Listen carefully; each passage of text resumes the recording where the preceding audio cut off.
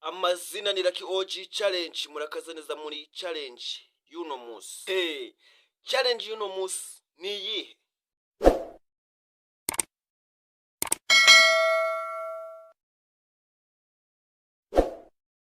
N'umuhanzi The Ben n'umukunzi we Pamela biri kuvuga ko bafite ubukwe muri no minsi, ngo dore ko ubukwe bwabo buzataha umugabo bugasimwa undi pe. Harya Meddy utwibukije ubukwe bwa The Ben buri tariki zingahe? Tariki ya mbere y'ukwa kangahe? kwa munani.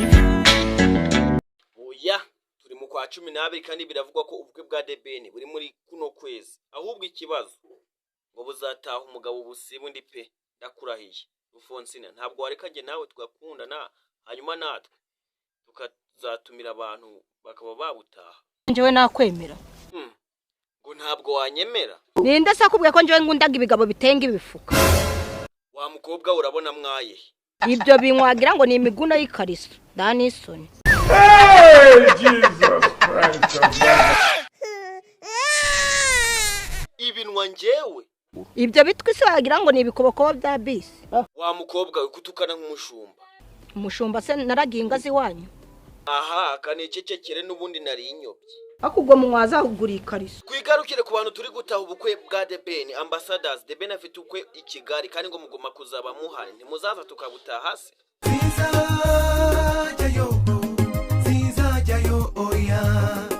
Yampaye nkibi nibiki bene data. Soshomura The Ben yambwiye ngo sinzagusinga ngo dore kari wowe ushobora kuzasusurutsa abantu bazaba batasha ubwo bukwe. Ntabwo uzaza.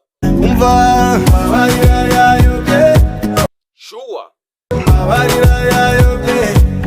Ntabwo byoroshe. Bruce Melody biti. Sawa sawa sawa sawa sawa sawa. Ntabwo uziko kwa The Ben hahiye. Navugaga ko afite ubukwe, waba ubizi? Nujo nyini shayo ya. Ntabwo nagukinisha pe, ibi bintu nukuri, ahubwo uri tayari tuzabutahe. Ni uvugiye kuziga uzandaure. Ntabwo nagusiga pe, iyo ni sure deal. The Ben wari uzi ko Bruce Melody yemeye kubutaha? Ngizukuri. Ubwire iki se kandi? Ngira nimbari byo. Ese nibyo. Nibyo rwose.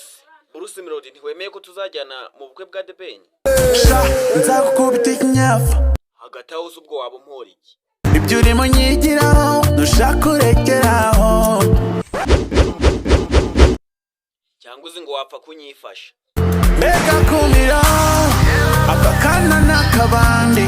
Knowless ngo nawe ntuzabure muri buno bukwe bwa The Ben.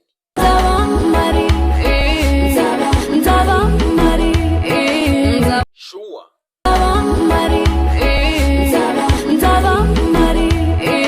King James biravuga ko The Ben yaba yaribagiwe kuguha invitation. Mubwire ko uzaba uhari. Nturare utarivuze. Waretse se nkazabimubwira ejo. Ibyejo bibarabejo. Gusa biravugwa ko ngo impamvu The Ben yaba yarakwimye invitation ngo nuko ugira amagambo menshi. Uramenye ntuzagira icyo uvuga muri buno bukwe King James. Zavuga make shishe make ariko nge nzanze icyo ngamije. Icyo uzabugamije n'ukwicara ukarya ukanywa ibintu ukabireka King James. Gusa muri buno bukwe ngo dukeneye umuntu waba uzi guseriva, uzita ku bantu. Akaba yahereza ibintu byo kurya no kunywa kuri gahunda. Ninde waba ubishoboye?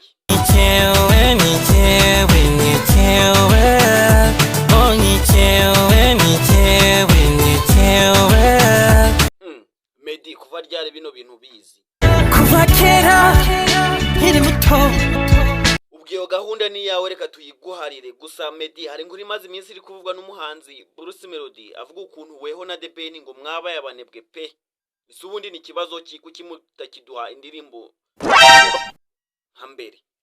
Ereka mama twari tukiraba hana. Ariko gwa mugani wasanga mumaze gusaza. Uncle Austin waba ukibuka gahunda y'ubukwe bwa The Ben?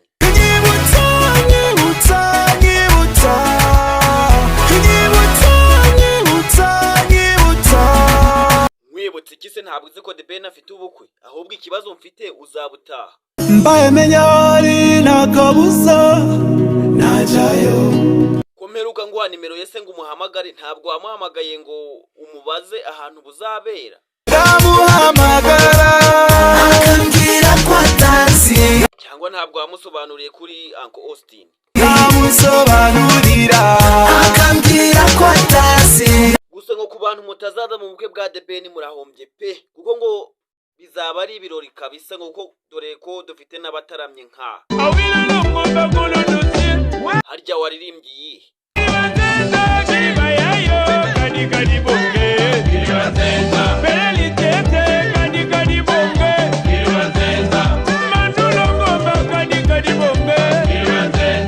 abase mwaba mubibuka ni Lucky Oji. It was at this moment he knew.